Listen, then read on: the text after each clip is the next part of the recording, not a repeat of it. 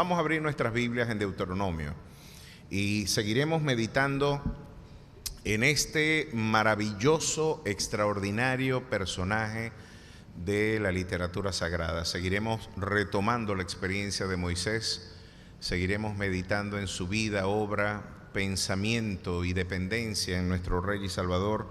Vamos a meditar y seguiremos meditando por largo tiempo en la vida de este hombre. Tengo una expectativa bien interesante con un tema que seguramente va a ser de su absoluto interés cuando estemos explorando el tema del tabernáculo y la dimensión tipológica, lo que tipificó en términos simbólicos el tabernáculo. Creo que va a ser de mucha edificación para ustedes. Estamos tratando de elaborar el diseño para que podamos, a través de imágenes, entrar dentro del tabernáculo y poder explorar cada vericueto del tabernáculo y poder explicar la tipología que de forma extraordinaria, formidable, tipifica simbólicamente la vida y ministerio de nuestro Rey y Salvador Jesucristo. Veremos cómo en Juan 1, cuando se nos decía que el Verbo se hizo carne y habitó en medio de nosotros, la expresión original es tabernaculizó. Y es que Él se hizo un tabernáculo en medio de su pueblo y nosotros, después de todo, hemos venido a ser templo y morada de su Santo Espíritu. Ahora, veremos los paralelismos extraordinarios de cómo el Señor, su vida, obra y ministerio, de alguna manera fueron anticipadamente predeterminados o prefigurados más bien por la obra de este maravilloso espacio. Bueno, pero de momento hoy vamos a estar trabajando. He querido hacer un flashback de lo que terminó siendo la vida y la reflexión retrospectiva e introspectiva de Moisés en los montes de Moab, en ese lugar donde Deuteronomio viene a ser como un repaso de todo lo que él vivió, de todo lo que tuvo que afrontar, de todo lo que tuvo que interpretar sobre su andar y sobre su mover en un lugar tan austero y en un páramo como el desierto, ¿verdad? De alguna manera necesitaba de interpretación, necesitaba de una perspectiva que viniera a brindar una resemantización de todo lo que habían vivido. ¿Cómo podemos entender lo que hemos vivido? Y desde acá podemos ver en el capítulo 7 y capítulo 8 de Deuteronomio que tenemos consagrada una perspectiva de la filosofía de la historia de nuestra fe.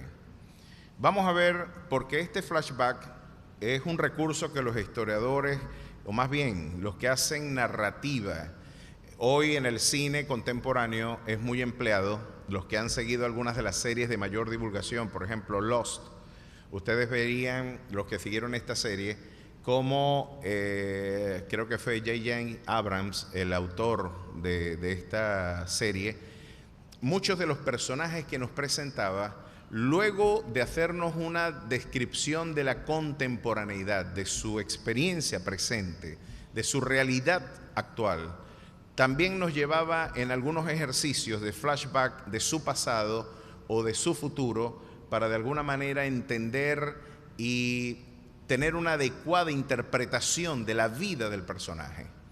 Pues hoy vamos a hacer un recurso parecido. Estamos en la vida de Moisés, hemos estado transitando por su llamado, hemos visto los diversos avatares que tuvo que sufrir en Egipto, vimos cómo el totalitarismo de Estado pretendió aniquilar a toda una generación de niños de la cual él formaba parte también, y pudimos ver cómo de manera providencial Dios le dio alimento, protección, apellido, dignidad, sentido y significado en el mismo lugar de sus agresores. Faraón tuvo que mantener al mismo Moisés que había procurado darle muerte, para que respete y para que entienda quién es el que mueve los hilos de la historia. Vimos entonces que Dios terminó poniendo en las piernas del faraón y lo puso como un nieto y lo tuvo que mantener y lo tuvo que cuidar y lo tuvo que educar. A su propio agresor lo utilizó como un instrumento de su promoción.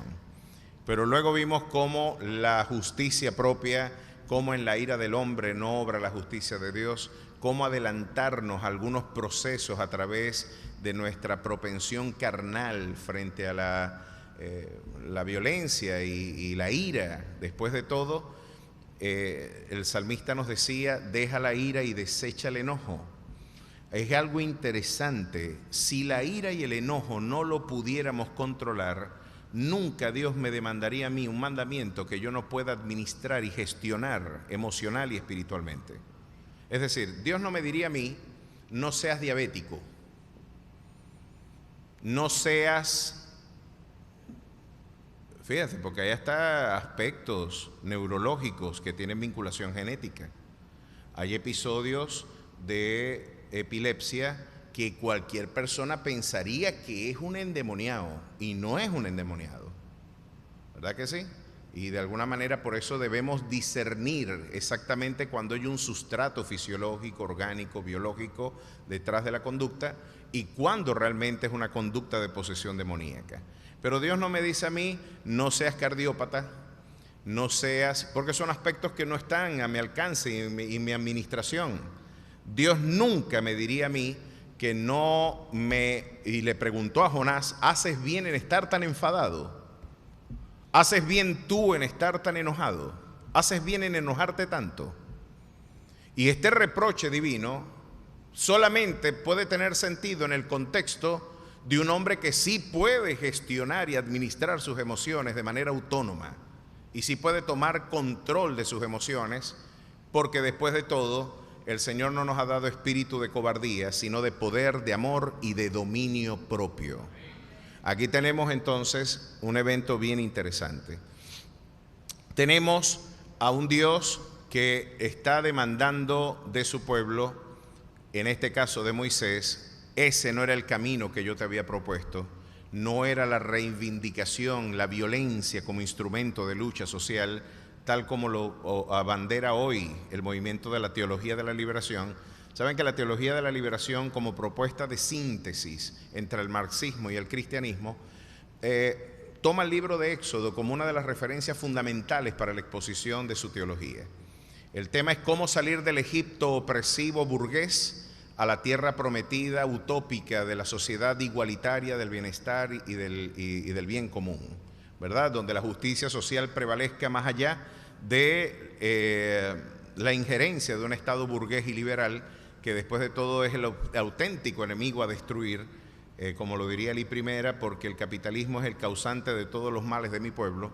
La teología de la liberación dijo, bueno, el enemigo a quien que hay que apuntar es a cualquier factor que pueda promover este tipo de ideas. Y entre otras cosas, el púlpito conservador evangélico, el púlpito arraigado a una gramatical exegética, a una exegética gramatical e histórica, pues es ellos dicen que nuestra exposición en realidad es una legitimación del status quo de algunos sectores de poder, y en este caso de los grandes nichos y élites capitalistas, ¿no? Entonces ellos vieron en Moisés un ejemplo de lo que debe ser la liberación.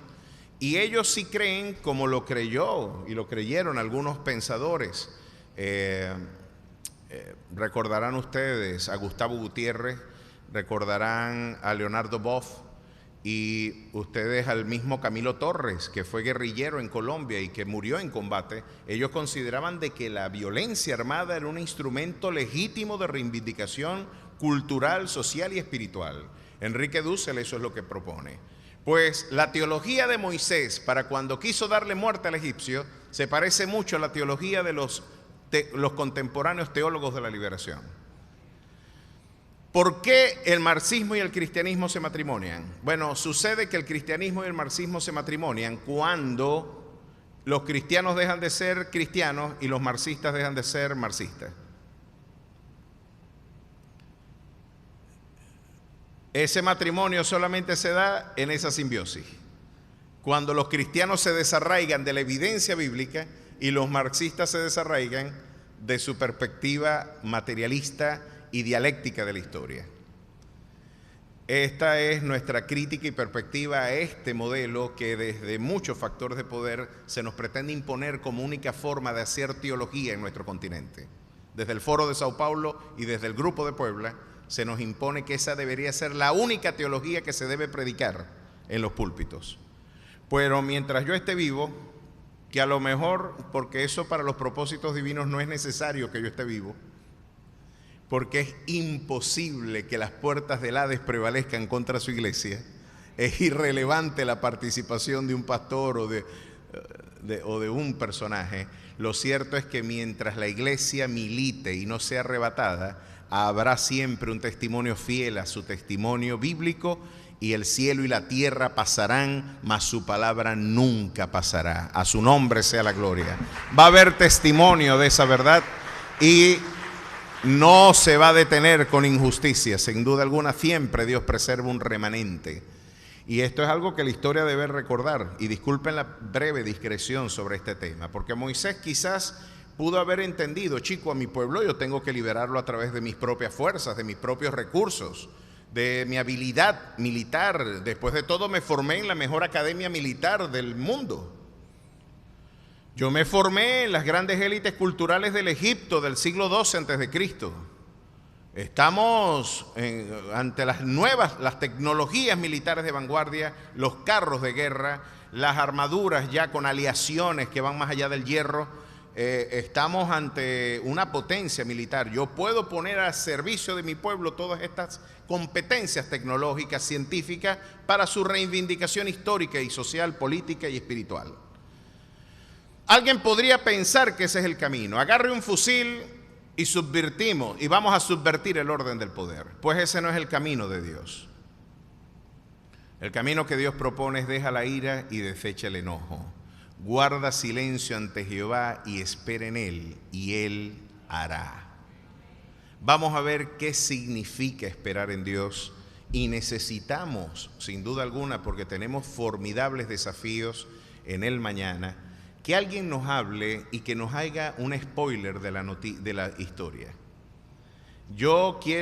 A mí no me gusta que me hagan un spoiler de las películas y mucho menos de las series. Nosotros teníamos un familiar muy querido que lo queríamos mucho hasta que veíamos películas. Uno se sentaba y apenas estaba el león rugiendo y decía: ya vas a ver que a fulanito lo van a matar. Yo digo: pero ¿para qué vos decís eso, chico? Entonces, cuando uno se está comiendo las uñas, no te preocupéis, que van a matar al otro. Saquen este elemento de aquí, chico, este es un perturbador. No se puede estar con alguien así viendo una película. Y le quitaste la magia. Imagínate que cuando está el Titanic uniéndose, usted está viendo que se rompió por la mitad y está Leonardo DiCaprio sosteniendo a la tipa, y un tipo le dice atrás: igualito te vas a morir, mijo. Tírate, igualito te vas a morir. A ese poco menos que lo pueden matar ahí ¿Cómo se te ocurre decir eso? Y tuve un amigo que entró en una crisis cuando se murió Leonardo DiCaprio y se hundió así. Muchacho, le iba a dar una sirimba a ese muchacho. Digo: no puede ser que se murió el protagonista, que le expolian a usted el Titanic. No, pero ¿quién no quiere saber cómo su historia personal va a terminar? Usted ha preguntado muchas veces: ¿cómo me iré a morir yo? ¿Será que me voy a morir de viejito? ¿Será que me voy a morir de alguna enfermedad? Y eso puede ser uno de los factores de mayor perturbación emocional para usted, ¿sabe? Porque después de todo, Timothy Keller se nos murió esta semana. Un extraordinario apologista, intelectual, teólogo norteamericano, en defensa de Dios. Uno de sus libros más extraordinarios, lo tuvimos en el Café Teológico en una ocasión, tuvimos ese libro como objeto de discusión.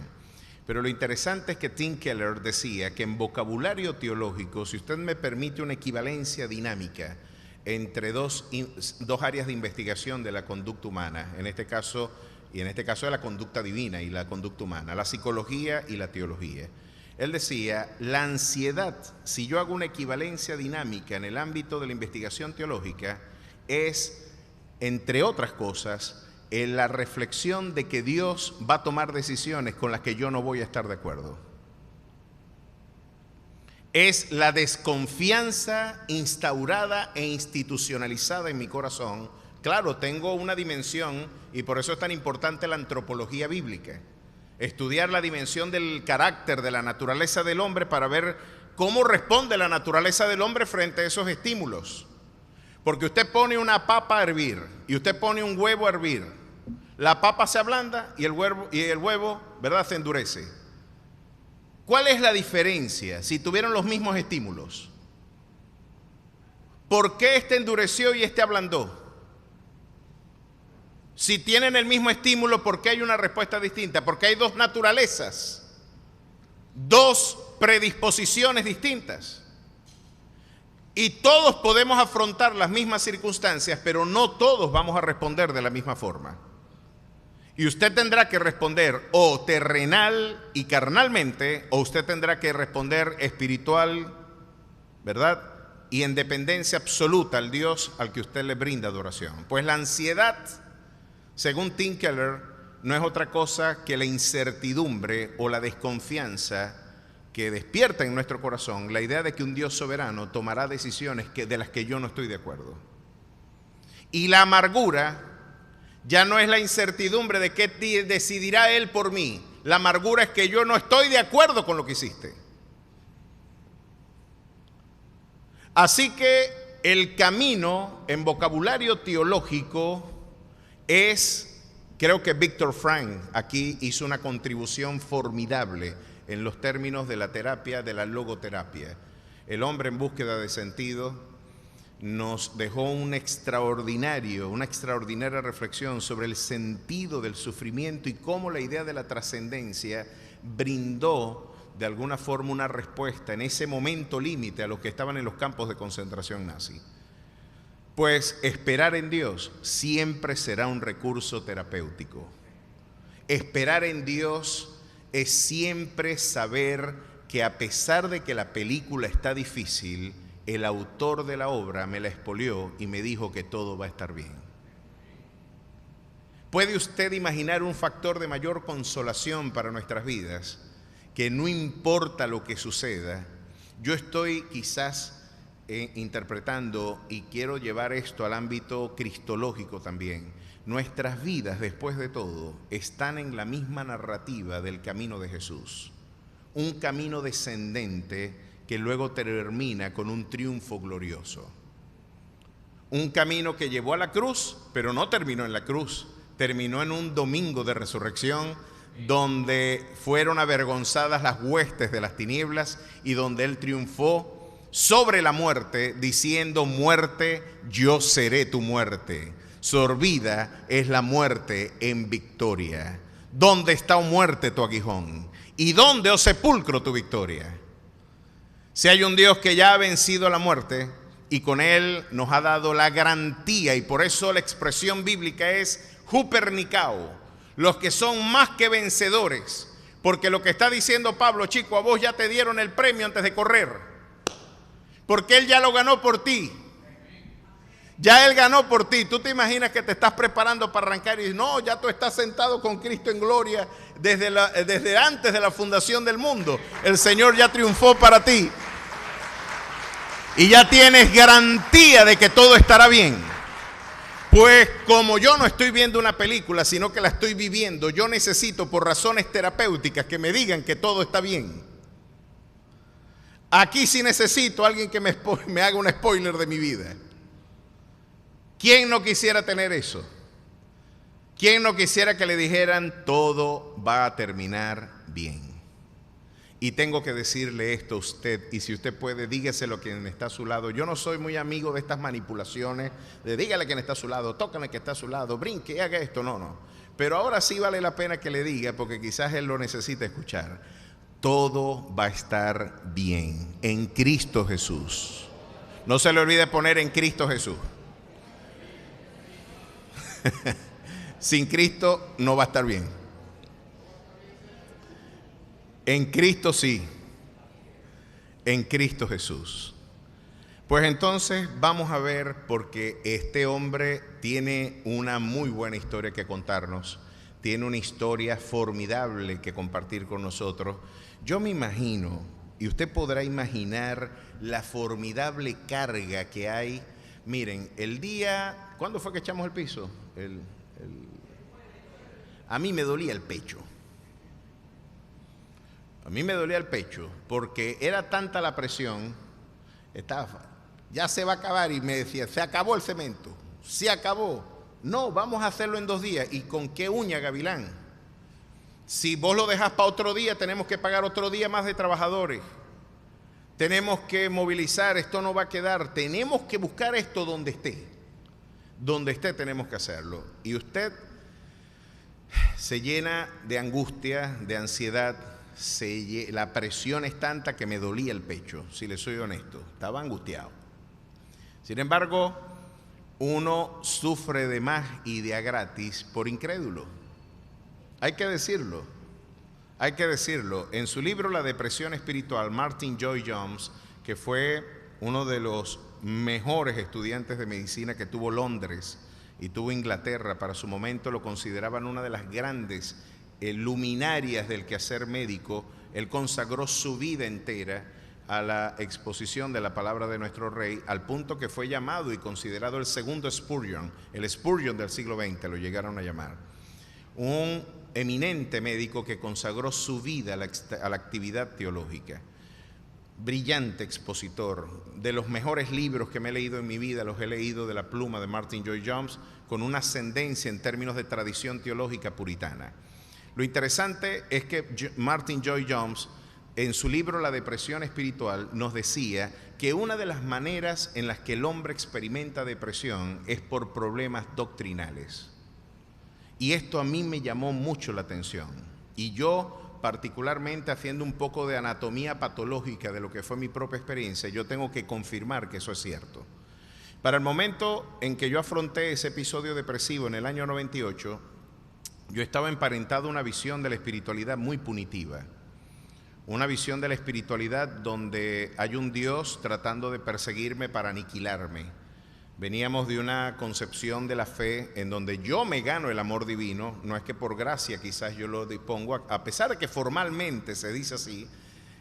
Teníamos toda una sociología de la espiritualidad en donde, chico, no manejes, no gustes ni aun toques, porque la libertad es peligrosa y puede traducirse en libertinaje. Tuvimos esa transición en los años 70, 80, 90 en nuestra espiritualidad latinoamericana, y muchos pudimos crecer en un ambiente irracionalmente represivo. Por ejemplo, usted se imagina que al entrar aquí a la puerta, en lugar de darle una bienvenida, a las chicas las hubieran estado esperando con un algodón y una acetona para quitarle el pinta uñas, porque era indecoroso que usted entrara al templo con las uñas pintadas, y que se quitara los zarcillos y se quitara las cadenas y se quitara un brazalete, porque eso es pecado, tener un brazalete o tener... Yo no sé cómo hacen cuando leen Ezequiel 16, por ejemplo, cuando Dios atavió a su novia con brazaletes, con zarcillos y aún con un piercing en la nariz, y le puso una diadema en su cabeza y la vistió de seda y de tejón calzado. No sé cómo hacen, pero sin embargo era pecado pintarse las uñas. Y me acuerdo que se pusieron de moda las faldas pantalón, unos pantalones así gigantescos, que parecían los de Locomía. También eso era pecado, eso era carnal. Entonces uno, como Dios nos dio un cerebro y también tenemos una fe y una devoción por Dios, entraba en conflicto la dimensión racional con la dimensión espiritual. Y uno vivía con una suerte de trastorno esquizoide. Tengo que creer esto sin poder justificarlo o sin poder entender por qué lo creo. Tengo que afirmar esto, para muchos eso es la fe. Y yo no niego de que hay aspectos del carácter de Dios que yo no puedo explicar racionalmente, porque eso queda claro en Deuteronomio 29:29. Lo que sí queda claro también es que son justas las razones de mi boca y razonables para aquellos que han adquirido sabiduría, y que por la fe entendemos que el universo fue constituido por la palabra de Dios. La fe aporta entendimiento, la fe bien entendida. La fe bien entendida es la razón de Dios revelada a la sinrazón del hombre. Lo que la humanidad llama razón, Dios lo llama sin razón. Y la fe viene a redimir la racionalidad del hombre a través de la dirección espiritual de la fe. Así que sin fe el hombre no puede ser racional. Desde el planteamiento epistemológico de nuestra espiritualidad, solamente la fe le aporta razón a la sinrazón del hombre. Y Martin Lloyd-Jones culminaba diciendo: ciertamente, si tú tienes problemas doctrinales, eres un paciente potencial de depresión espiritual. Imagínense que Dios te cobre a ti no tus pecados, sino los de los abuelos. Esto lo creímos nosotros con las maldiciones generacionales, ¿sabe? Y esa es una doctrina herética en el Nuevo Pacto. En el Nuevo Pacto, si usted quería saber cuál es el estatus que usted tiene con Dios, este es el estatus que usted tiene con Dios. Porque tenemos un acusador, según Apocalipsis 12, que nos acusa de día y de noche. Usted tiene un detractor que no da tregua, que, como decía mi pastor, era muy buen diablo. Él no es mal diablo, él es un extraordinario diablo. Un extraordinario opositor, no da tregua alguna y de día y de noche me acusa. ¿Acaso no decía el mismo Freud que la culpa es el germen mismo de la cultura? Y es que no habrá un acusador que neurotizantemente está reprendiendo mi conciencia a través de dardos de fuego. Y usted tendrá a alguien que seguramente permanentemente traerá aquí, o quizás traerá a memoria los pecados que ya fueron purificados. Pues por eso el evangelio lo llaman buenas nuevas. Usted no va a entender que esto es una buena nueva hasta que usted no entienda primero la mala noticia. La mala noticia es que estamos perdidos en pecados, de que nuestros pecados nos llevan a la condenación y que la paga del pecado es muerte. Y que quizás Satanás nos quiere recordar recurrentemente nuestra antigua vida para de alguna manera reprochar, señalar, robar el gozo de la salvación, robar la libertad espiritual que usted tiene para disfrutar la libertad gloriosa de los hijos de Dios, traer a memoria su vida pasada. Pues mire lo que el Señor nos recuerda. Tienes un acusador que te acusa de día y de noche, mas ustedes le vencerán con la sangre del Cordero, con la palabra del testimonio de ellos, y porque han aborrecido sus vidas hasta la muerte.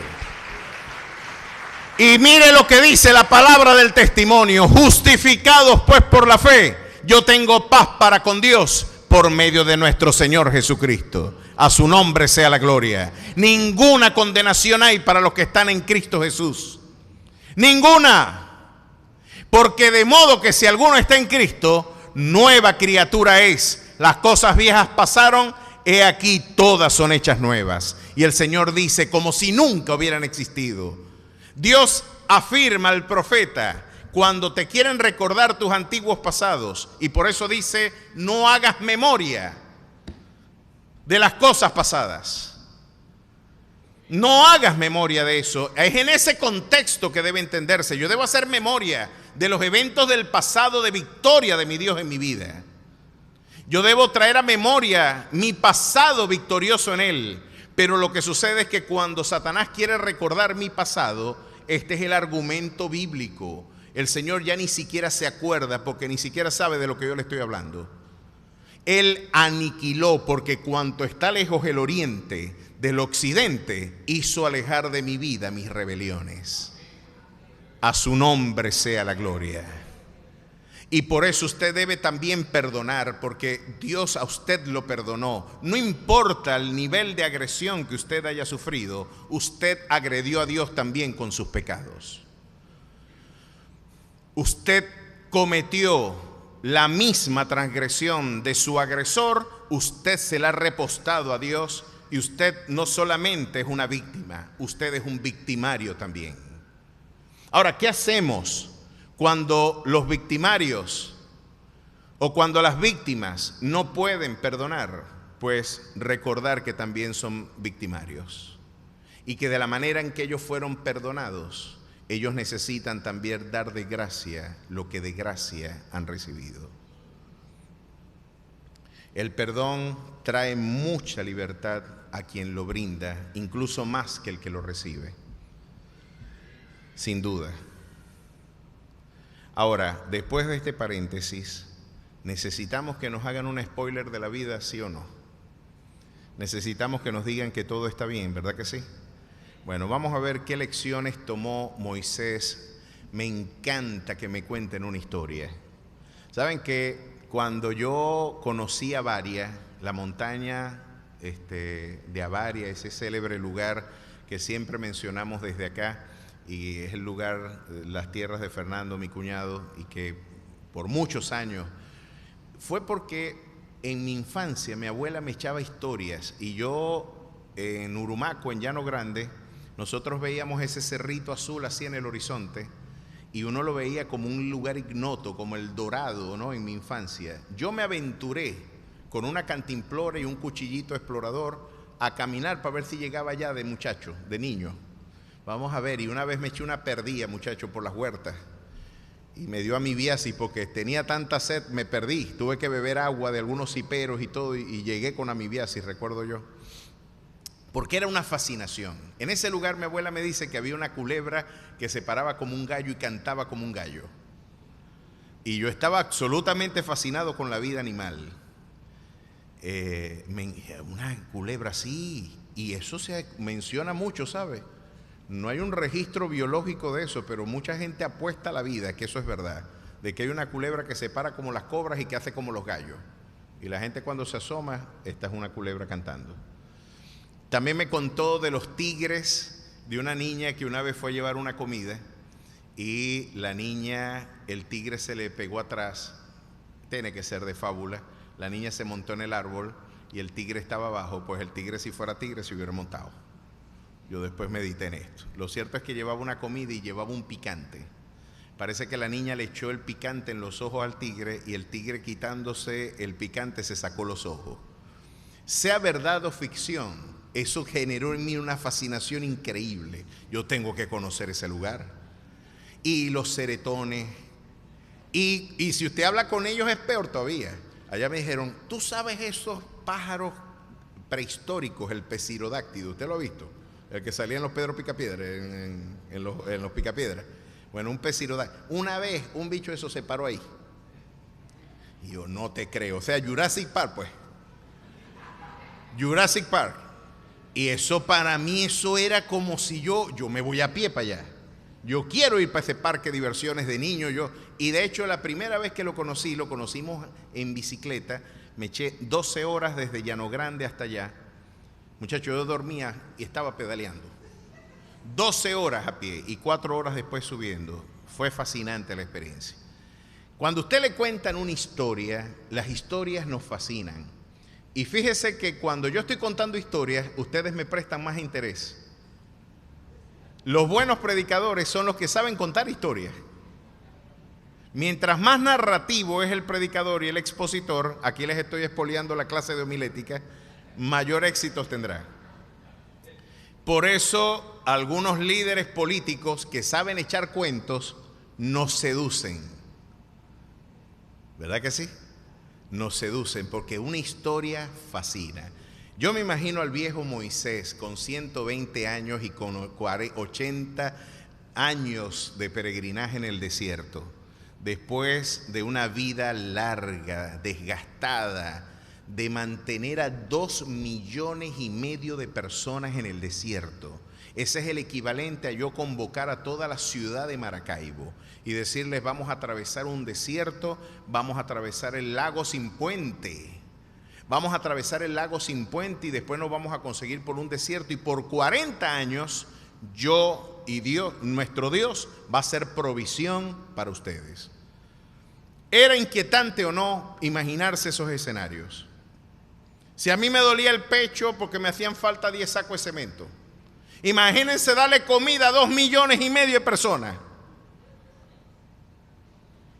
¿Quién aguanta esa pela? ¿Quién aguanta la presión de darle agua potable a 2,5 millones de personas? Yo creo que, ¿cuánta población tendrá Punto Fijo? Si Coro tiene 300,000, no creo que haya mucho más. En Paraguaná podría haber unos 300, 400, ¿verdad? Unas 400,000 personas. Bueno, multiplique por 6 la población de Paraguaná que no tiene agua ahorita, peleándole a usted, hey, ¿dónde está mi agua? ¿Me sacaste de allá para traerme para acá? Allá yo comía ajo, allá yo comía cebolla, allá las ollas estaban llenas de carne. Mejor era haber perecido en Egipto. Se comenta que la logística para poder abastecer a todas estas personas era el equivalente a un ferrocarril de 1 kilómetro 800 metros. 1800 metros de ferrocarril lleno de comida y de agua para poder mantener diariamente a esta gente. Pero Moisés y usted y yo podemos ver también el mañana intimidante e inquietante, pero la única forma de traer salud emocional y la única forma de nosotros poder gestionar con éxito este desafío es caminando como viendo al invisible. Vamos a ver qué significó para Moisés eso. Capítulo 7 de Deuteronomio.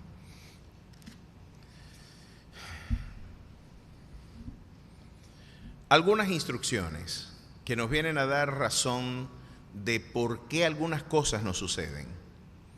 Nos va a dar una interpretación, nos van a dar una dirección, un punto arquimédico desde el cual hacer una interpretación, un ejercicio hermenéutico de lo que es nuestra vida y nuestro acontecer. Capítulo 7, verso 1. Cuando Jehová tu Dios te haya introducido en la tierra en la cual entrarás para tomarla y hayas echado de delante de ti a muchas naciones, al Eteo, al Gergeseo, al Amorreo, al Cananeo, al Fereceo, al Heveo y al Jebuseo, 7 naciones mayores y más poderosas que tú. Oye, ¿no te trae mucho aliento cuando te dicen, mira, te están esperando afuera del colegio para que peleéis? Ajá, ¿y quién me está buscando? No, un tipo que mide unos 2 metros y pesa 150 kilos en músculo.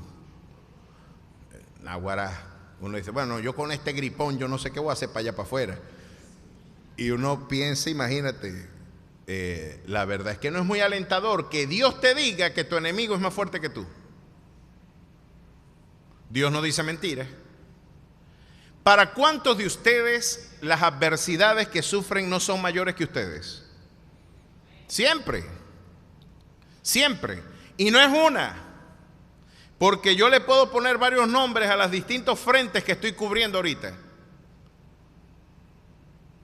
Yo podría parecer aquí uno de los mejores actores de cine, no por bien parecido, sino por el ejercicio que estamos haciendo de hacer vigente estas convicciones en nuestra vida.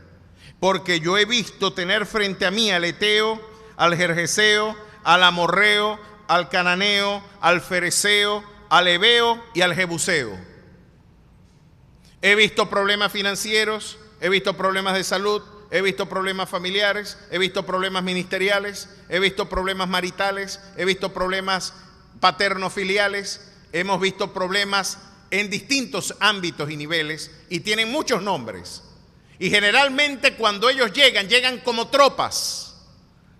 Llegan como un ejército, al igual que en el prólogo del libro de Job, que todavía estaba la historia en los labios de su interlocutor y le decían, te robaron todo. No había terminado de hablar cuando le dijo, tus hijos han muerto y han perecido.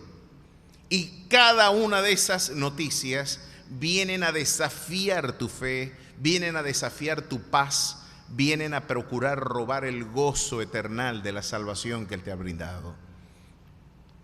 Ahora, es interesante ver que Moisés no solamente tenía que encontrar provisión, sino que tenía enemigos más fuertes que ellos. Y Dios que te diga, son más fuertes que tú, yo preferiría decir que eran más débiles que yo. Pero aquí el Señor dice otras cosas. Y no emparentarás con ellos, no darás tu hija a su hijo, ni tomarás a su hija para tu hijo, porque desviará a tu hijo en pos de mí y servirán a dioses ajenos, y el furor de Jehová se encenderá sobre vosotros y te destruirá pronto. Es interesante ver, mis queridos hermanos, que en nuestro peregrinar espiritual, a lo mejor queremos matrimonios mixtos con el mundo y queremos matrimoniarnos con los valores de este siglo. Y una de las maneras en las que usted puede capitular sus convicciones es a través de amistades y de matrimonios mixtos, de personas y de alianzas que de alguna manera, como nos lo anticipaba el apóstol Pablo, las malas conversaciones van a corromper tus buenas costumbres. Usted empieza con una amistad, una salida, y aquí particularmente quiero decirle a los jóvenes, a mí ni se les ocurra, si usted me llega con una persona que no comparte su fe, yo puedo casar a dos incrédulos, yo puedo casar a dos cristianos, pero un incrédulo con un cristiano no los caso. Y si usted tiene planes de enamorarse de una persona que no comparte su fe, ni se moleste en invitarme para su boda, que no voy a ir. Ni se moleste en decirme, pastor, es que él es bueno. Pero usted, mi querido hermano, no se chupe el dedo pensando de que usted va a ser más bueno que Dios, porque es una crónica de una muerte anunciada, saber que las alianzas con estos lugares, los matrimonios y las alianzas en yugo desigual ya anticipan una crisis. Y no estoy diciendo con esto de que usted se aísle en una suerte de nicho espiritual donde uno puede tener una interacción misionera. De hecho, para ganar almas yo tengo que hacerme amigo de prostitutas y de publicanos. Pero el criterio aquí es que se conviertan ellos a ti, no tú a ellos. Y el otro elemento es que no podemos forjar vínculos de intimidad, ni siquiera llevar nuestros litigios ante ellos, porque el nombre de nuestro Señor es vituperiado por causa de nosotros, y muchas veces nuestras intimidades pueden ser un factor distractor para los objetivos evangelísticos. Imagínese usted compartiendo con alguien que se supone debería encontrar dirección espiritual en usted, donde usted le dice, chico, yo fracasé matrimonialmente. Qué buen trofeo para Satanás decirle al mundo que no pudiste con tu matrimonio, que no pudiste con tu hijo o con tu hija, de que no puedes administrarte. Y por eso Martin Lloyd-Jones decía, chico, no le viene muy bien en términos de marketing a la iglesia mostrar un rostro de derrota cuando tenemos todos los elementos de juicio para triunfar. No estamos hablando de tener ausencias de problemas. Lo que necesitamos es entender que nuestra perspectiva y nuestras aflicciones siempre tendrán una perspectiva muy distinta a la del cananeo, a la del fereceo, a la del eteo, a la de cada uno de ellos. No puedes establecer vínculos, no puedes establecer intimidad con alguien que de alguna manera, tristemente, va a empezar con una amistad, luego con una visita a lugares inapropiados, y luego vas a terminar como el pueblo de Israel terminó, perdiendo su identidad y perdiendo su rumbo histórico. El Señor le dijo, vas a ir a la provincia lejana y gentil, cuando haya hambre en la casa del pan, vas a encontrar tentación en mudarte a Moab. Y en Moab vas a tener dificultades. Hasta que no comas algarrobos con los cerdos, muchas veces no entenderás el desvarío en el que te has montado. Aquí es un tema de identidad, un tema de propósito, un tema que no peregrinamente el Señor nos está advirtiendo acá. Necesitamos tener presente nuestra identidad, porque tú eres pueblo santo para Jehová tu Dios. Jehová tu Dios te ha escogido para hacerte un pueblo especial, más que todos los pueblos que están sobre la tierra. No por ser vosotros más que todos los pueblos, os ha querido Jehová y os ha escogido, pues vosotros erais el más significante de todos los pueblos, sino por cuanto Jehová os amó y quiso guardar el juramento que juró a vuestros padres, os ha sacado Jehová con mano poderosa y os ha rescatado de la servidumbre de la mano del faraón, rey de Egipto. Aquí hay algo interesante, porque luego en el verso 21 dice, no desmayes delante de ellos, porque Jehová tu Dios está en medio de ti, Dios grande y temible. Yo creo que aquí hay una respuesta para dos complejos que nosotros podemos tener en nuestro peregrinar espiritual y biográfico existencial. El complejo de superioridad y el complejo de inferioridad. Si usted de alguna manera piensa, yo debo ser pastor porque yo soy alguien muy especial. Yo debo ser alguien, un fuera de serie a lo mejor. Tremendo, yo debo ser un tipazo y Dios me vio y en medio de todo ese desastre vio esta formidable maravilla de la creación que soy yo y me revistió con el llamado. No, el Señor dice, no, a buen Calén verás tú. Tú no eras, ¿tú qué te crees, chico? ¿Vos qué crees que sos vos? Y aquí entra en conflicto dos escuelas de pensamiento antropológicas. Entra en conflicto la escuela del optimismo antropológico y la escuela del pesimismo antropológico. La literatura bíblica tiene un pesimismo antropológico radical. Yo no tengo ningún activo que pueda ser atractivo para la gracia divina. Y si yo pienso, no, es que yo debería ser el que está ahí montado, ¿cómo se les ocurre?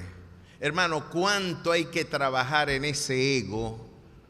Y esto es lo que nos permite entender algo que en vocabulario contemporáneo parece un despropósito. Cuando Pablo dice, haya pues en vosotros este sentir que hubo en Cristo Jesús, el cual siendo en forma de Dios, no estimó el ser igual a Dios como cosa a que aferrarse, sino que se despojó a sí mismo, y estando en la condición de siervo se humilló a sí mismo, haciéndose obediente hasta la muerte y muerte de cruz. Lo interesante es que siendo Jesús Dios y humillándose en la kenosis, en haberse despojado de esas prerrogativas, que es un complejo y misterioso tema, Pablo dice, tienen ustedes que tener el mismo sentir, estimando a los demás como superiores a vosotros mismos. Eso parece desde el vocabulario de la autoayuda contemporánea un despropósito, porque ellos no son ni más ni menos que yo, diría alguien. ¿Por qué yo me tengo que interpretar menos que alguien? ¿Por qué Dios me pide que yo vea a los demás como superiores a mí mismo? ¿Por qué cuando yo interpreto mi pecado yo debo ser como Pablo, que decía que yo soy el más grande de todos los pecadores? ¿Por qué yo debo interpretarme siempre desde esa clave negativa, chico? Porque lo que el Señor nos está diciendo, no confíes en tus propias fuerzas, no confíes en tu propia carne. No hay nada en ti que valga la pena, en el que tú afirmes, en el que tú fundamentes tu identidad, en el que tú plantes el objetivo de tu vida. No hay nada en ti. Tú estás vendido al pecado. Tú estás, como decía el apóstol Pablo, si tú miras hacia adentro, tú eres un miserable pecador, porque el querer hacer el bien está en ti, pero no el hacerlo. Y Pablo decía, miserable de mí, ¿quién me podrá librar de este cuerpo de muerte? Cuando yo exploro mi naturaleza, mi condición natural, cualquiera es mejor que yo. Cualquiera es mejor que yo. Pero cuando yo exploro la identidad, no mi autoestimación, sino mi Cristoestimación, ¿quién soy yo en Cristo? Ahí sí se acomodó la cosa. Y ahora yo sí puedo levantar la cara. Y como el tipo que le prestaron el liquiliqui y las alpargatas para ir para un bonche. ¿Ustedes no se acuerdan de Contesta por Tío Simón? Yo creo que eso debió haber sido un programa patrimonio nacional y lo deberían estar viendo nuestros muchachos todavía. Los lunes son de Coquito, los martes de Surima, ¿verdad? Los miércoles era de... y Chusmita era... ¿Cómo? Chumita. Bueno, y Coquito ahorita es una estrella también todavía, ¿no? Está estrellado con un pelo anaranjado. Pero dejaron una huella indeleble. Y una vez el tío Simón puso a zapatear a un muchachito. Es que me da pena para ir para esa fiesta porque no tengo con qué vestirme. No tengo cómo ir para esa fiesta. No se preocupe, compadre, que mi ropa es su ropa y mis alpargatas son sus alpargatas. Vaya que yo le presto mi liquilí, que lo voy a mandar a planchar, almidonar y le voy a poner las alpargatas en lentejuela para que usted vaya bien fullero para la fiesta. Y se fue el muchacho reencauchado, enamorado de una muchacha, y él dice, ahora sí me voy a enamorar de esa muchacha mío porque voy bien vestido. Y empieza a zapatear y llegó el compadre y le dijo, dele bien dura esa alpargata, que esas alpargatas son mías, no se preocupe, desbarátela, que ese liquilí es mío y si se rompe yo lo pago. Delante de la muchacha, y él quedó así todo avergonzado. Pues tenemos una identidad nueva, un ropaje de justicia nuevo, que yo no lo gané, pero sí lo ganó Él para mí. Y ahora yo puedo decir que soy sal, luz Soy nación santa, pueblo adquirido por Dios, para anunciar las virtudes de aquel que nos llamó de las tinieblas a su luz admirable.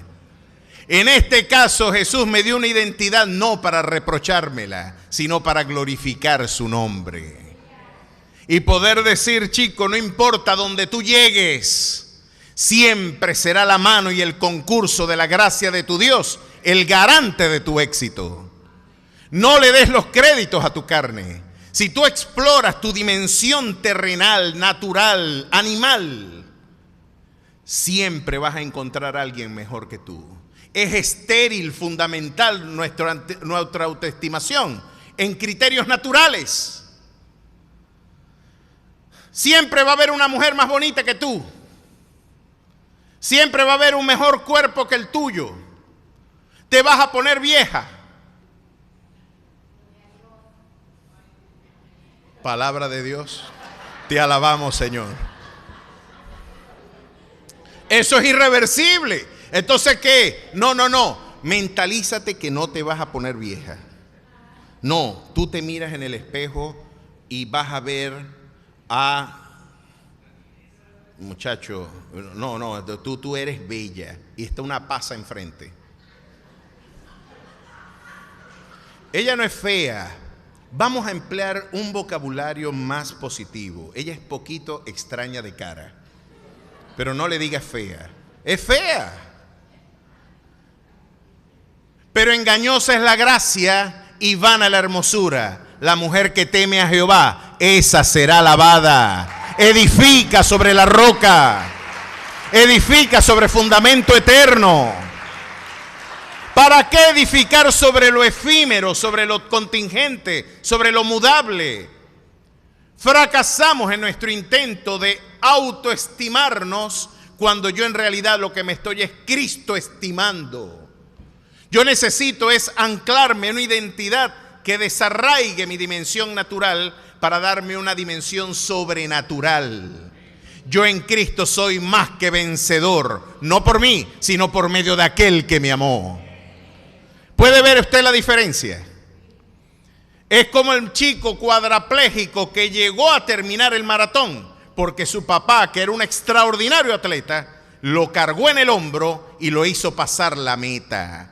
Pues a la generación lisiada, a un mundo lisiado por el pecado, a una generación que necesitaba el concurso de un pariente redentor, como lo fue vos para Ruth, ese Dios me dio un nombre nuevo y me insertó en una nueva genealogía. Y los méritos que eran de Él, ahora Él se empeñó en regalármelos a mí.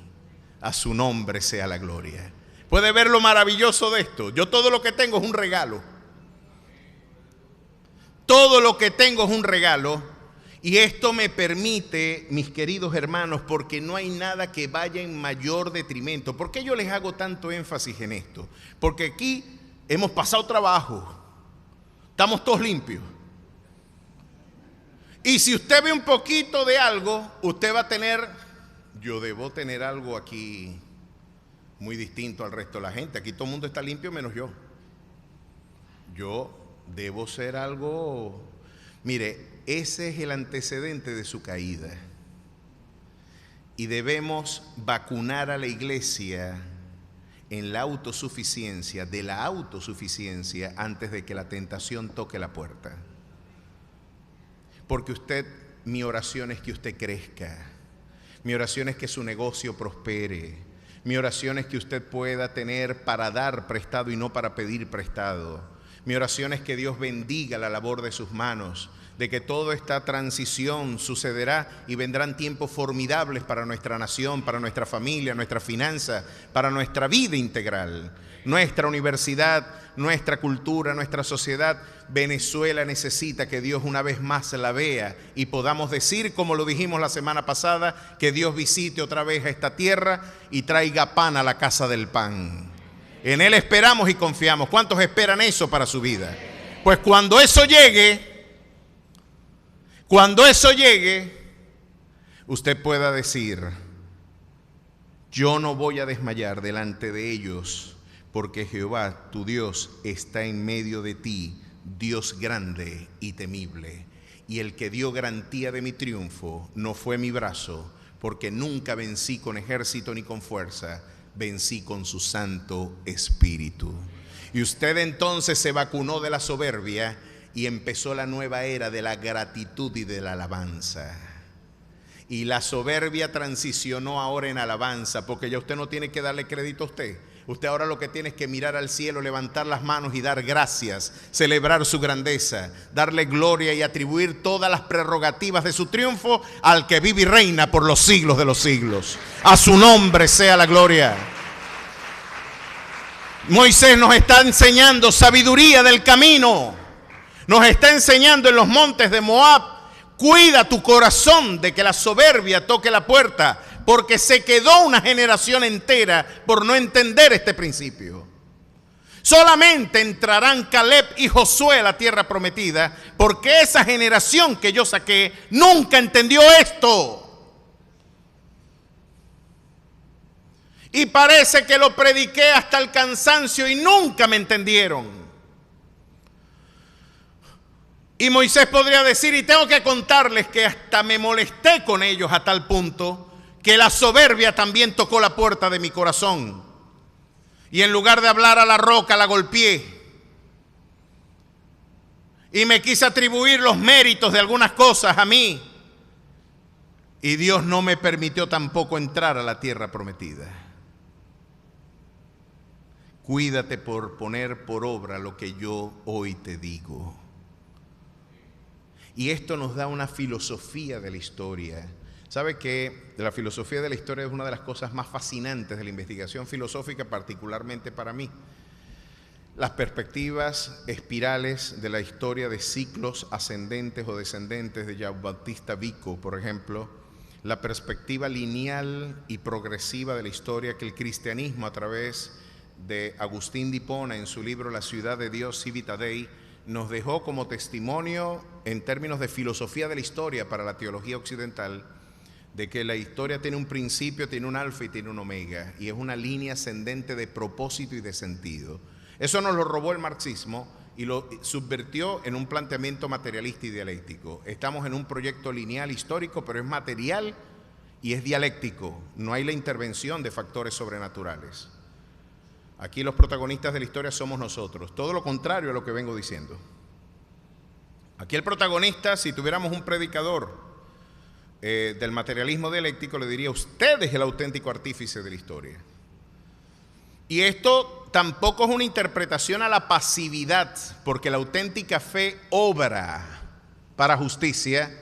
No es que usted se queda en una pasividad de alguna manera inoperante, estática, paralizada, esclerotizada. No, de ninguna manera. La espiritualidad auténtica promueve conducta transformada.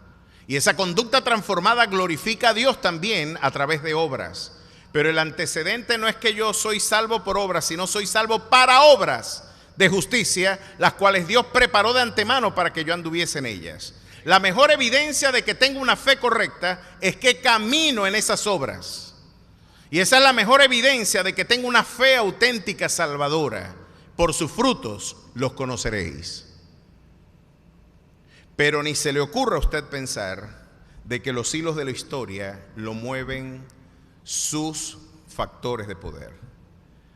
Pues en el capítulo 8, Moisés reitera este principio. Y miren lo que le dice en el capítulo 8 al pueblo. Me imagino al viejo Moisés ya lleno de canas, con largos surcos en su rostro, con una cabellera llena de años, una piel curtida por el sol y el viento del desierto, donde el calor de día puede superar los 50 grados y donde el frío en la noche puede bajar a los 0 grados. Imagínese usted el rigor de la vida de este hombre con 2,5 millones de personas, de testarudos, demandando privilegios y beneficios después de haber peregrinado 40 años viendo la gloria de Dios descender como pan del cielo y beber y seguir abrevando de la roca del pedernal. Ver cómo Dios obraba y movía él fue columna de nube en el día y columna de fuego en la noche, y ni con todo eso le creyeron. Pero ya este hombre con años dejó este testimonio para las siguientes generaciones y dejó el testimonio en las manos de Josué y de un Caleb, que es un personaje formidable que luego estaremos estudiando, y nos recuerda esto. Capítulo 8, verso 2. Y te acordarás de todo el camino por donde te ha traído Jehová tu Dios estos 40 años en el desierto. ¿Por qué debemos acordarnos del camino? ¿Por qué debemos acordarnos del desierto?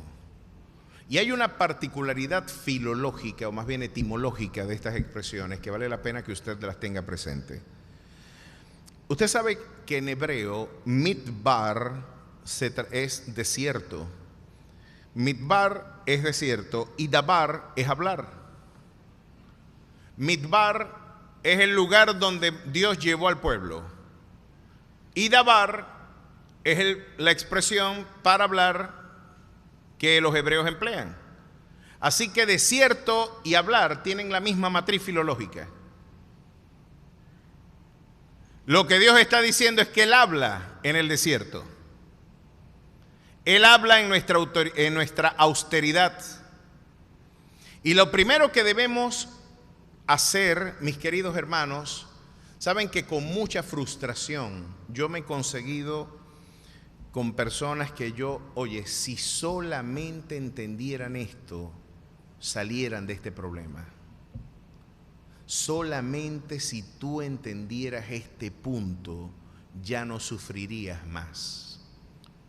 Porque no basta con tener la advertencia de que hay un concepto gravitando en tu entendimiento y que posiblemente puede estar allí revoloteando en tus ideas. No. Necesitamos de que ese pensamiento se convierta en certeza, en certidumbre indubitable, en certeza y en garantía. Y eso solamente lo puede hacer Dios a través de la iluminación espiritual. Solamente. Y sabe que con impotencia, yo les he echado a ustedes el chiste muchas veces de una hermana que me dijo, pastor, yo le voy a llevar a su hijo para que usted me lo convierta. Yo no convierto a nadie. Yo predico el evangelio, el que convierte es el Espíritu Santo. Yo tiro las semillas, pero el que hace que esa palabra engendre es el Espíritu Santo. Entonces, yo lo voy a poner a hablar con mi esposo para que usted me lo convierta. Entonces, imagínate, entonces el borracho aguanta toda la pela del sermón que yo le doy. Igualitamente se va a beber y se va a desbaratar la quincena y a golpearla después cuando llega borracho. ¿Por qué no hubo un cambio? Bueno, porque después de todo ese espacio no es objeto de mi injerencia. Yo no soy el que convierto almas. Y cometemos un error gravísimo al pensar que es la elocuencia del expositor o es después de todo el denuedo con el que se predica el mensaje el que de alguna forma da razón del efecto y de la respuesta espiritual del auditorio. No, es un obrar sobrenatural el que sucede. Usted necesita, y cuando hay momentos de impotencia como estos, lo que la gente necesita es que Dios le hable. O más bien con esto yo quiero decir de que Dios ilumine los ojos de nuestro entendimiento, de que quite el velo y podamos entender lo que Dios nos está diciendo, porque Él no se ha quedado silente. Él sigue hablando a través de lo que habló. Y el desierto es un lugar de austeridad, donde los factores distractores se acaban, donde lo único que tienes ya como recurso es Dios. Tocaste la puerta del cielo, tocaste la puerta de la tierra y tocaste la puerta de debajo de la tierra y no encontraste solución. Pues la respuesta será la misma que en Apocalipsis capítulo 5, verso 6 en adelante se nos recuerda. No llores. He aquí que el león de la tribu de Judá, del linaje de David, ha vencido y él es digno de abrir el libro y de desatar sus 7 sellos. Necesitamos poder ver a Dios. Necesitamos poder entender a Dios. Necesitamos de que Él hable e ilumine mi entendimiento. Porque por mucho esfuerzo sistemático, por mucho denuedo que yo demande para exponer el Evangelio, nunca será mi habilidad persuasiva el que podrá promover esa realidad en su vida. Si usted necesita que Dios le hable, si usted necesita sabiduría, pídala a Dios, que Él la da abundantemente y sin reproche. A su nombre sea la gloria. Necesitamos pasar por el desierto para que Dios hable. Necesitamos pasar por el Midbar para encontrarnos con el Dabar. Nos encontramos en un lugar y usted se preguntará, me están expoliando la película. El Señor te está diciendo, ¿sabes por qué estás aquí, chico? Porque te quiero hablar. Quiero hablarte. Y es como el padre desesperado que necesita hablar con su hijo. Te voy a quitar hasta el wifi para poder verte. Voy a quitarte todo lo que te distrae porque necesito intimidad contigo. Y yo te llevaré al desierto y allí hablaré a tu corazón. Querías saber por qué estabas acá. Porque necesito intimidad contigo. Porque necesito que te fortalezcas en mi fuerza. Porque necesito que me conozcas en intimidad. Porque con amor eterno te he amado.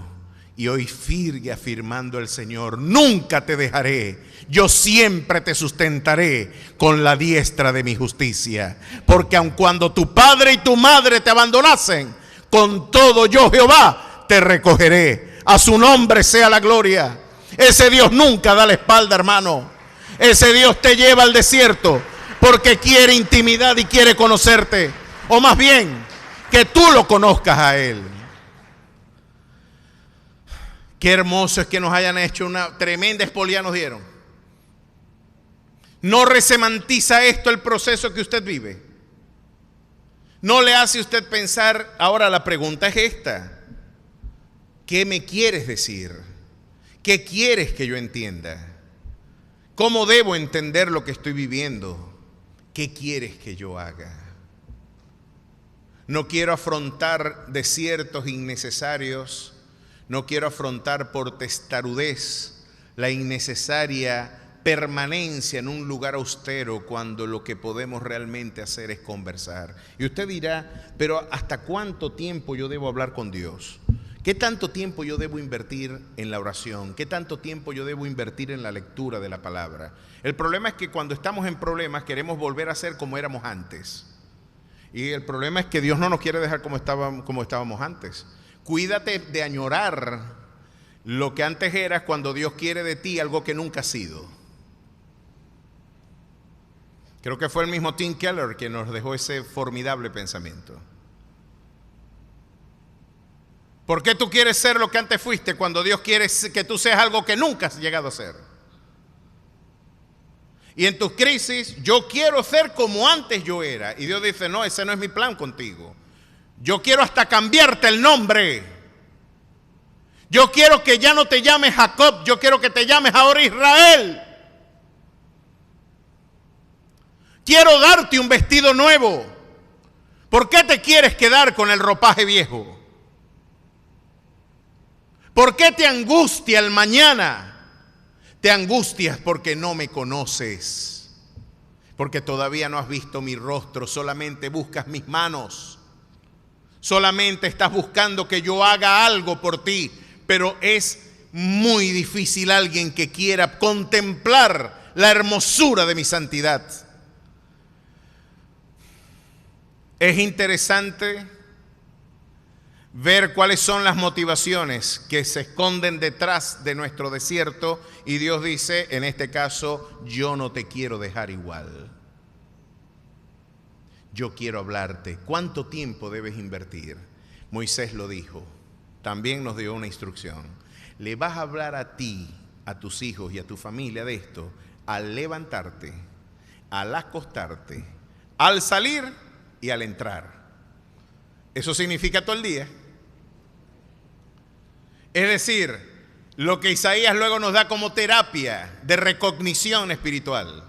Tú guardarás en completa paz aquel cuyo pensamiento en ti persevera, porque en ti ha confiado. A su nombre sea la gloria.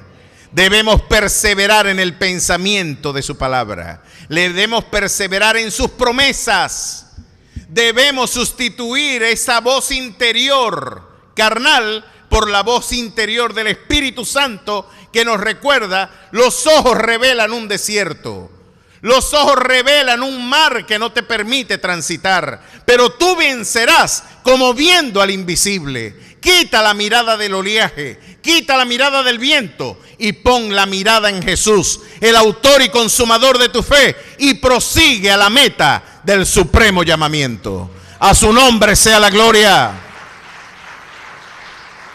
Estás en un fenómeno perceptivo que te disocia del gozo, te disocia de la paz, porque estás mirando otras cosas distintas al Dios que te llamó. Hermanos, si yo veo el clima económico, si yo pienso, por ejemplo, permítame un sencillo bosquejo de lo que está pasando ahorita. Bueno, si como Biden va, las cosas van a terminar a paso de vencedores antes del 2030. Pero uno de los objetivos del Foro Económico Mundial es que los Estados Unidos dejen de ser la principal potencia económica mundial y ahora el centro hegemónico del poder pase particularmente a estados asiáticos y por supuesto europeos. Esto se parece mucho a la geopolítica del anticristo. Los Estados Unidos no tienen ninguna participación en los eventos del porvenir, por lo que podemos evidenciar desde nuestra lectura premilenialista, pretribulacionista y aún dispensacionalista, que tiene algunos detractores, pero el debate hermenéutico es el que hay que librar para hacer una impugnación del dispensacionalismo. No basta argumentos ad hominem para descalificar al dispensacionalismo. Vámonos a la ley y al testimonio, porque los que niegan el dispensacionalismo abrazan una hermenéutica alegórica desarraigada de la evidencia gramatical histórica y tristemente llegan a conclusiones muy distintas a las nuestras, pero es por el planteamiento hermenéutico. Pero desde nuestra perspectiva, evidentemente la Escritura no habla nada de Estados Unidos. Así que los tiempos del mañana van a ser que nuestra moneda, muchos han ahorrado en dólares, y cuando el crash económico global reviente esa moneda, pues las monedas, el yuan y las monedas asiáticas, o en este caso la moneda que de alguna manera servirá como elemento hegemónico para el intercambio financiero internacional, pues el G7 como que está volviendo por sus fueros y está pisando fuerte en los nuevos escenarios geopolíticos. Nos espera una crisis financiera. George Soros, Open Society y la gente de Bill y Melinda Gates, parece que las cosas van muy bien con su agenda de sodomización sistemática de nuestra cultura. Su agenda gramsciana de subversión cultural va a pasos de vencedores también. No solamente se enseña en las escuelas, ahora se legisla que es un delito de odio llamar hombre a alguien que se autopercibe mujer, y usted va a ir preso si usted se le ocurre llamarle señorita a una mujer biológicamente, con identidad biológica femenina. Parece que lo que antes era inverosímil, era un tema de ficción. Yo lo anticipé desde el 2019 y me llamaban exagerado. Creo que me quedé corto más bien. Nos quedamos cortos con esto. Y si usted ve todos esos escenarios, y usted ve la fortaleza de los poderosos para torcer el derecho, se llena usted de angustia. ¿Y hasta cuándo van a vencer los malignos? ¿Hasta cuándo se van a salir con la suya esta gente, chico? ¿Hasta cuándo van a hipotecar nuestro futuro? ¿Van a tomar decisiones al margen de los consensos sociales? ¿Hasta cuándo estas cosas van a suceder?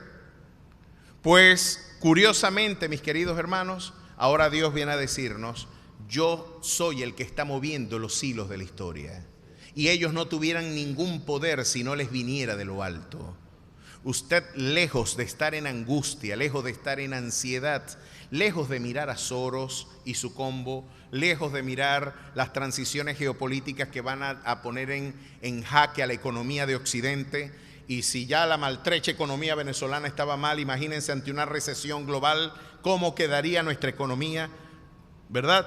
Si ya no tiene de alguna manera el fundamento, nuestra economía nacional, si estornuda a los Estados Unidos se va a resfriar todo el mundo, pues aquí nos dará neumonía si los Estados Unidos resfrían. Son los vaticinios que uno puede proyectar, pero no es mi vaticinio el que se tiene que cumplir. No son mis temores los que tienen que cumplirse. Lo que el Señor nos está enseñando a través de esta lección retrospectiva es que no importa lo que suceda, el Señor siempre será garante de tu mañana. Y si yo estoy articulando el mañana, no le des tanto crédito a los factores de poder que después de todo es Dios mismo quien los mueve. Si es Dios quien gobierna las naciones y Él dice que cambia los tiempos, muda las edades, quita reyes y pone reyes, quite la mirada de los aspectos históricos y terrenales y ponga su mirada en el Señor. Y dice, mis ojos ven quiebras económicas, pero mis ojos espirituales siguen diciendo, joven fui y he envejecido, y no he visto justo desamparado, ni su simiente que mendigue pan. De tu mano vendrá mi provisión. Y seguirás hablando en el desierto. Y te afligió y te hizo tener hambre y te sustentó con maná, comida que no conocías tú ni tus padres la habían conocido, para hacerte saber que no solo de pan vivirá el hombre, mas de todo lo que sale de la boca de Jehová vivirá el hombre. Ahorita yo tengo un problema con Sofía. Es que si fuera por ella, come nada más Nutella. No quiere, el dulce para ella es lo máximo. Dios mío. Porque le gusta demasiado el chocolate, le gusta demasiado el dulce. Yo dije, no, Padre eterno, no puede ser esto así. No quiere comer pollo, no quiere comer carne. Y yo me acuerdo que en mi infancia yo también pensaba así. Yo decía, imagínense que papá y mamá se metieron a vegetarianos como 3 años en los años 80, 83, 84, por ahí. Y comíamos era carne vegetal, vegetales, pastichos de berenjena. Y yo quería comer como los amiguitos míos de la escuela. Yo siempre me sentí como un animal raro, porque era el único evangélico del curso y él era el único vegetariano. Y siempre tuve que lidiar con la diferencia, con ser el diferente, el distinto. No, me daba pena invitar a comer a algunos amiguitos para comer comida vegetariana que ni yo quería comérmela. Pero gloria a Dios porque papá y mamá pensaron por mí y no me dejaron decidir a mí. Si fuera por mí, yo nunca hubiera comido cebolla. Y a mí me decía, no solamente se la va a comer, le va a dar gracias a Dios por lo que está comiendo. Porque ahí donde ustedes ven, a mamá les da clases aquí, ¿cómo no? Esa sí usó la chancleta, ¿oyó? Y la chancleta voladora tenía una puntería impelable. Y gloria a Dios porque lejos de salir traumatizado, lo que salió fue un pastor. Y yo doy gloria a Dios por mis padres por haber invertido ese tiempo. Y me sonaron duro. A mí me sonaron duro. Y usted va a comer cebolla. Y va a comer pimentón. Y va a comer ajo. Y se va a comer el plato vegetariano también. Bueno, Dios, frente a nuestra hambre terrenal, Él dice, tú quieres comer esto, pero yo te voy a dar un menú celestial. Tú tienes hambre de dinero y tú crees que vas a tener gozo cuando tengas el dinero. Tú tienes hambre de solvencia económica y tú piensas, cuando todo esto esté resuelto, yo voy a tener paz. Tú tienes hambre de afecto y muchas veces por la necesidad de un abrazo y de una palabra de afirmación, lejos de refugiarte en Dios, corres a los brazos de una filistea para refugiarte en los brazos de un lugar donde no vas a encontrar la respuesta auténtica a tu necesidad espiritual.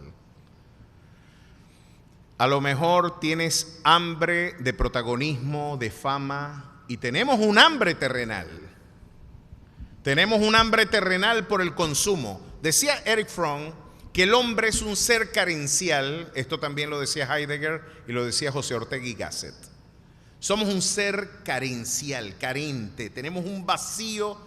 Y Jean-Paul Sartre diría, somos el ser que introduce la nada en el ser. El ente que introduce la nada en el ser. Esta es la visión antropológica del existencialismo francés.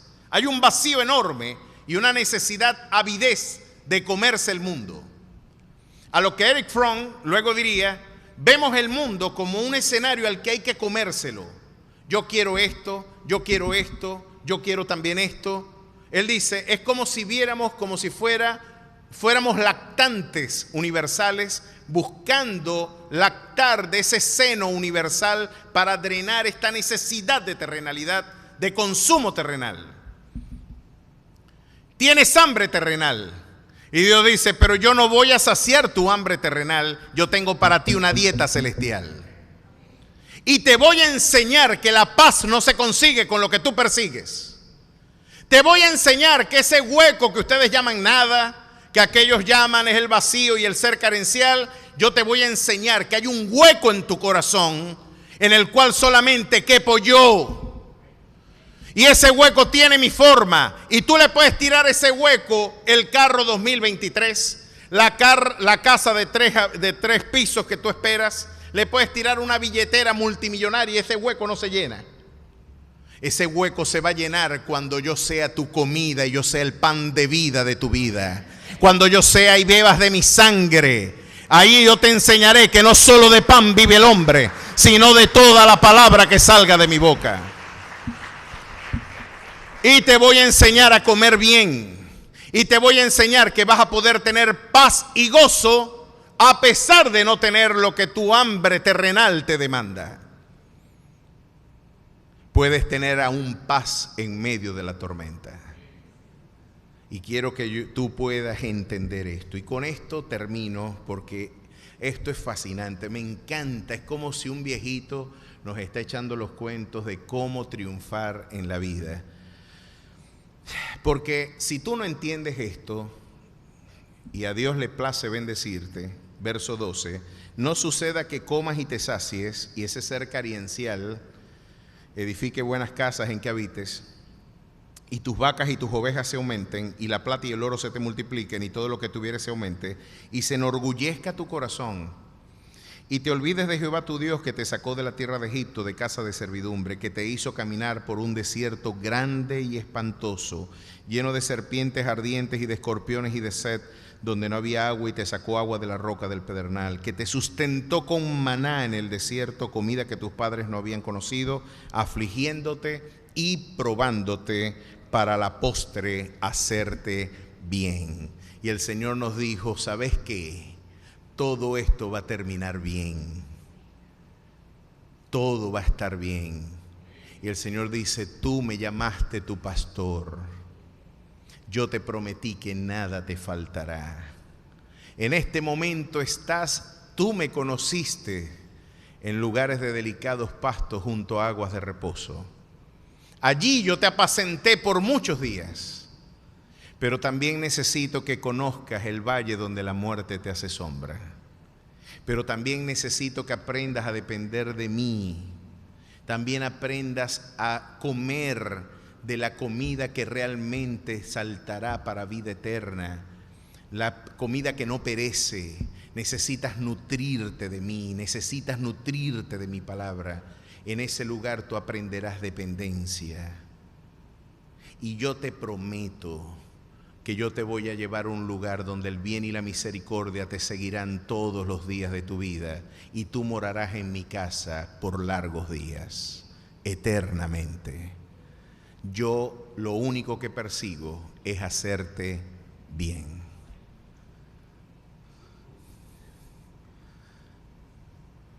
Saben que la historia del hijo pródigo era una historia conocida en el siglo I ya. Pero la historia que estaba en el cuento popular terminaba muy diferente a la que está en la Biblia. La historia era que el hijo mayor mataba al hijo menor por haber consumido los bienes de su padre. Y cuando Jesús empezó a echar la historia, yo me imagino que la gente, ya yo me sé ese cuento. Ya yo me sé lo que viene. Claro que yo no voy a gastar lo de papá. Y si me lo gasto me espera una muerte indefectible y bien merecida. Después de todo, la justicia se tiene que cumplir. Pero como dijo Mahatma Gandhi, ojo por ojo y todos terminaremos tuertos.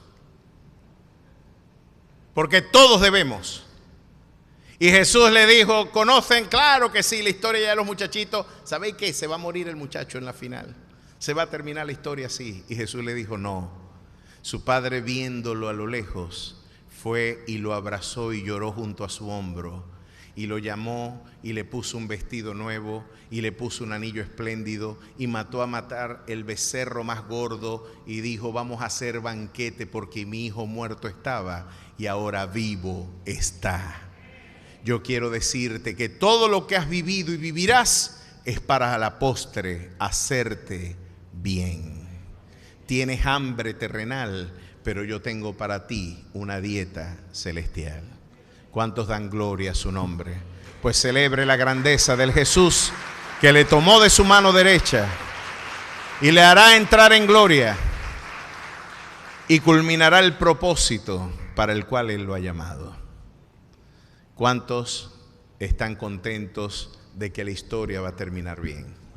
Así que cuando venga la ansiedad, el temor, ¿usted qué le va a decir a esos pensamientos? Ya sabe que la ansiedad, después de todo, es pensar que Dios va a obrar con despropósito en el mañana. O quizás usted no llegue a ese punto, ¿no? Quizás usted no diga que es Dios. Usted dirá, la alcaldía me va a cerrar el negocio,